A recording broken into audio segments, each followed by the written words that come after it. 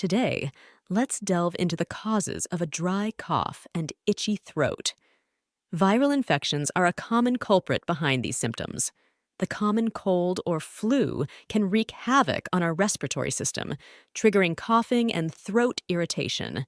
Allergies also play a significant role. When our immune system reacts to allergens like pollen or pet dander, it can lead to persistent coughing and throat discomfort. How to treat a dry cough and itchy throat. Over-the-counter remedies for dry cough and itchy throat, cough suppressants and expectorants, throat lozenges and sprays. Natural remedies and lifestyle changes, hydration and humidity, herbal teas and honey, rest and recovery. Medical treatments for persistent symptoms, prescription medications. Specialist referrals and treatments like allergy shots, respiratory therapies, or surgical interventions.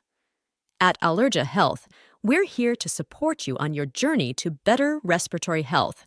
Contact us today for expert guidance. Allergia Health, your online allergy clinic.